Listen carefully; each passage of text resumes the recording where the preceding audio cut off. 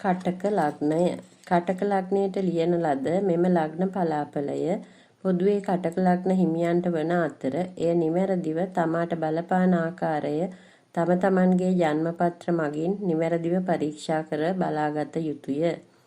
කටක ලග්නයෙන් උපන් ඔබගේ ලග්නාධිපති චන්ද්‍රයා 11 වැන්නේද, කේතු 2 වැන්නේද, බුධ සිකුරු රවි කුජ 6 වැන්නේද, රාහු 8 වැන්නේද, ශනි 9 වැන්නේද, ගුරු වක්‍ර වී 12 වැන්නේද ගෝචර ගමනින් ආරම්භ වන මෙම වර්ෂය ඔබට ධනය નિરાයාසයෙන් ධනය ලැබෙන කාලයකි. අනාගත බලාපොරොත්තුවෙන් මුදල් යොදවා කටයුතු කරන කාලයක්.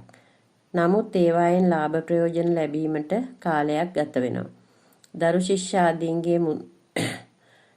ආදීන්ට මුදල් යොදවනවා. රහසිගතව හෝ අප්‍රසිද්ධව හෝ යම් යම් දෙයකට මුදල් වියදම් කරන්නට සිදු වෙනවා. සමහර විට ඒවා පුණ්‍ය කටයුතු සඳහා වෙන්නත් පුළුවන්. වියදම් අධික වීමත් මුදල් හානියක් නිතරම ඇති කරත් ධනලාභ ලැබෙන නමුත් ඒවා වහාම හානි වී යනවා. රැකී ආරක්ෂා රැකියාවේ අවාසනාවන්ත වෙනසක් හෝ කාර්යශීලී වෙනසක් ඇතිවිය හැකි කාලයකි. බාධා කරදර වලින් ඉදිරියට යන ගමනක් ඇති කරත් තම උසස් නිලධාරීන් සමග අමනාපකම් මතුවේ. ව්‍යාපාරවල යෙදෙන්නන් හට තම පාරිභෝගිකයන් ගැන වඩාත් සැලකිල්ල යොමු කර යුතු කාලයක් වේ.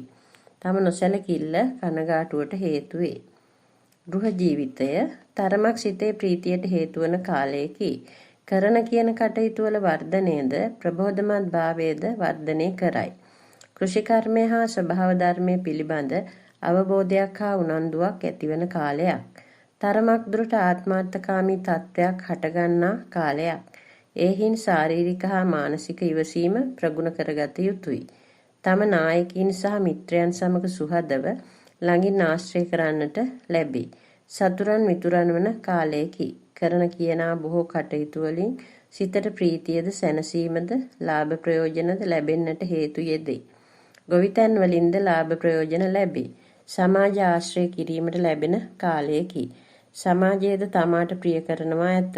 රහස් සම්බන්ධයක් හෝ රහස් ශාලයේ බැඳීමක් ඇතිවන කාලයකි. එනිසා රහස් ගමන්ද යාමට සිදුවේ. අප්‍රසිද්ධව අන් අයට උදව් කරන කාලයකි.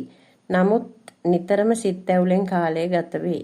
සමහර විට බොරු චෝදනාවලට අපවාද විඳින්නට සිදුවන කාලයකි. සමහර විට කරන රැකියා කටයුතු වල වැඩ අවුල් සහගත තත්ත්වයටපත් වේ. නෑයන්ගෙන් කරදර හිරිහැර ඇතිවිය හැකියි. නඩු හබවලට හෝ සතුරු වියවුල් වලට පැටලෙන්නට ඉඩ තිබේ. සමහර විට කෝලහල වලට මැදිහත් වීමට ඉඩ තිබේ. පිට පළාත්වල ගමන් යාමට සිදුවේ. මේ ගමන් වැඩි හරියක් අප්‍රසිද්ධව කරන්නට සිදුවේ. ස්ථානීය වෙනසක් හෝ ගෙදරින් පිටවන් වීමත් දකින්නට ලැබිය හැකි කාලයකි. මෙතෙක් කල තමා කරගෙන කටයුතු වලට බාධා ඇතිවිය හැකි. දේව භක්තිය වැඩි වේ. දෙවියන් අදහන කටයුතු වල යෙදෙනවා ඇත. තම වැඩිහිටියෙකුට හෝ ගුරුවරයෙකුට මාරක හෝ එවැනි අපල ඇතිවිය හැකිය. අධ්‍යාපනය සඳහා යහපත් කාලයකි. গুপ্ত විද්‍යාවක් ඉගෙන ගැනීමටද ඒවා අත්හදා බැලීමටද ඉඩ ලැබේ.